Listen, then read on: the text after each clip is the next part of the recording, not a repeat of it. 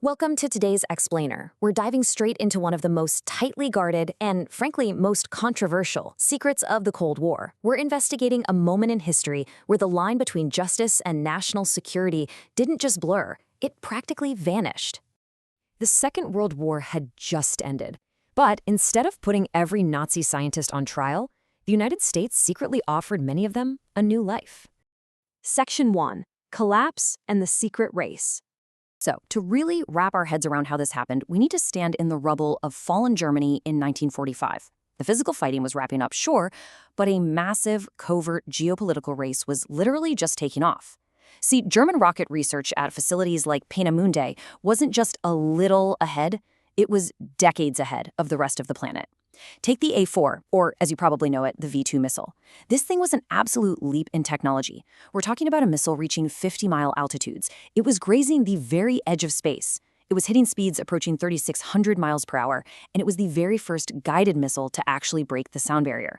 Now, obviously, it was a weapon of terror that rained down silently on London and Antwerp, but the sheer technology behind it, that was exactly what the US military desperately wanted to get their hands on. And the scramble to grab the minds behind this tech? Total chaos. Get this.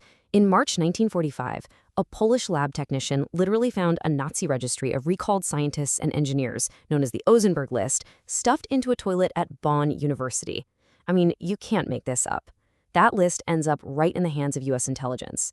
Fast forward to May, and the absolute brightest star on that list, Wernher von Braun, along with his core team, actively tracks down and surrenders to U.S. forces in Bavaria, specifically to dodge the advancing Soviets. By July, the U.S. Joint Chiefs of Staff realize what's at stake and urgently establish Operation Overcast to officially harness these rare minds before anybody else can. Section 2. From Overcast to Paperclip. So, this frantic on-the-ground scramble quickly gets formalized into a massive intelligence-gathering machine. They originally called it Operation Overcast, but they actually had to scrap that name when it leaked to the public in Germany. So, in November 1945, they pivoted and renamed it Operation Paperclip. And yes, it was named quite literally for the paperclips that U.S. Ordnance Corps officers used to physically attach priority marks to the dossiers of the rocketeers they absolutely needed to bring over. Over the entire lifespan of this program, we brought more than 1,600 German specialists to American soil. But how do you actually pull off an operation like that? Well, the logistics were incredibly pragmatic. Officers like Major James P. Hamill were given straight orders. Go to these underground factories and capture enough parts to build 100 V2 missiles and do it before the Soviet army shows up. They tracked down and interrogated the core scientific team in Bavaria and then quietly offered them short-term military contracts to relocate to the U.S. It was a 1-2 punch. They secure the hardware and they lock down the human capital necessary to jumpstart America's own missile program. Section 3. Relocation and the Soviet threat. Now, as these scientists are touching down in America, this intense Cold War paranoia is rapidly taking hold. You have to remember, the U.S. wasn't operating in a vacuum here. The entire justification for Paperclip was heavily rooted in national security and the looming threat of Soviet communism. Because over on the Soviet side, you had Operation Osovyakium. In a single night, literally overnight in October 1946, the Soviets rounded up and relocated over 2,200 German specialists and their families straight into the USSR. Both superpowers were just aggressively scooping up German know-how to guarantee their own dominance. For the Americans, the first big relocation involved 127 top-tier specialists, and they dropped them right into the middle of the Texas desert. They were kept in strict military custody at a former hospital annex at Fort Bliss. And it was a really strange, isolated way to live. They're living in wooden barracks, setting up these incredibly primitive laboratories, and they were completely forbidden from leaving the base without supervision. But right there, under the watchful eye of the U.S. Army, these former enemies secretly began rebuilding the American rocket program from the ground up. Section 4. Von Braun and Apollo. Despite those really humble, dusty beginnings in the desert, the technological returns were just staggering. $10 billion. That is the estimated value of the patents and industrial processes that the United States absorbed directly through Operation Paperclip. Think about that for a second. It was just a massive intellectual transfer of wealth and knowledge. And the physical results of all that transferred knowledge, they're absolutely undeniable. Wernher von Braun and his core team went from engineering the V2 weapon of terror for Nazi Germany to becoming the foundational pillars of NASA. I mean, von Braun actually became the director of the Marshall Space Flight Center. His team developed the Redstone missile, which was the very rocket that launched America's first satellites and astronauts. And ultimately, they created the colossal Saturn V rocket. That is the exact machine that successfully pushed American astronauts all the way to the moon during the Apollo missions. Section 5. Uncovering the Dark Truth. But, as we know, secrets rarely stay buried forever. Decades of strict classification eventually began to lift, and it revealed a much, much darker reality.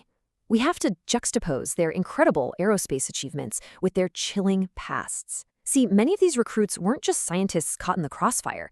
They were official, card-carrying members of the Nazi Party. Wernher von Braun himself, he was a commissioned officer in the SS.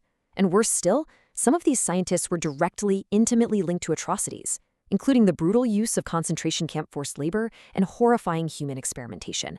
Now, officially, this was never supposed to happen. When President Harry S. Truman authorized this program back in 1946, he explicitly ordered that only nominal participants in the Nazi Party be allowed in. If you were an active supporter or if you were deemed a threat to U.S. security, you were strictly prohibited from participating. That was the rule. But here is the real investigative bombshell.